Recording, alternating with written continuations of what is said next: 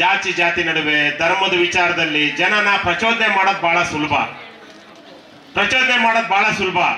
ಆದ್ರೆ ಬಡವರ ಏನು ಹಿಂದುಳಿದ ವರ್ಗದವ್ರನ್ನ, ಶೋಷಿತ ವರ್ಗದವ್ರನ್ನ, ಅವ್ರನ್ನ ಬದುಕು ಕಟ್ಕೊಡೋದು ಎಷ್ಟು ಕಷ್ಟ ಹೇಳಿ.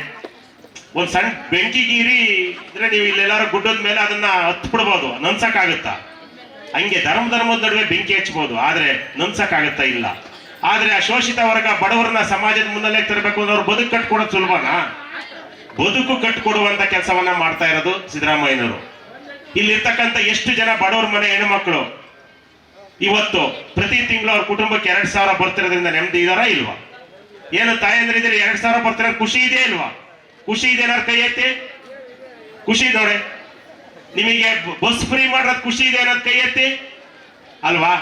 ಇದು ನಮ್ಮ ಮುಖ್ಯಮಂತ್ರಿ ಯಾಕಾಗಿ ಅವರು ಅಂಬೇಡ್ಕರ್ ಮತ್ತೆ ಬಸವಣ್ಣನವರ ವಿಚಾರಧಾರೆನ ಅಳವಡಿಸ್ಕೊಂಡಿದ್ದಾರೆ ಅಂದ್ರೆ, ಬಸವಣ್ಣನವರು ಅಂಬೇಡ್ಕರ್ ವಿಚಾರಧಾರೆ ಏನಿತ್ತು ಆ ವಿಚಾರಧಾರೆನ ಬರೀ ಭಾಷಣ ಮಾಡ್ತಾ ಇಲ್ಲ, ಅನುಷ್ಠಾನಕ್ಕೆ ತಂದಿದ್ದಾರೆ. ಮಹಿಳೆಯರ ಬದುಕು ಕಟ್ಕೊಡ್ಲಿಕ್ಕೆ 2,000 ಕೊಡ್ತಾ ಇದ್ದಾರೆ.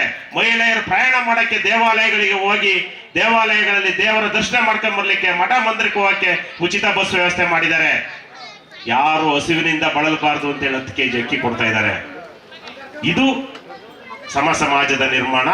ಇದು ಬಸವೇಶ್ವರರ ಅಂಬೇಡ್ಕರರ ವಿಚಾರವನ್ನ ಸಮಾಜಕ್ಕೆ ಮುಟ್ಟಿಸುವಂತ ಕೆಲಸ ಅಂತ ಇದನ್ನ ಹೇಳ್ತಾ ಇದ್ದೀನಿ.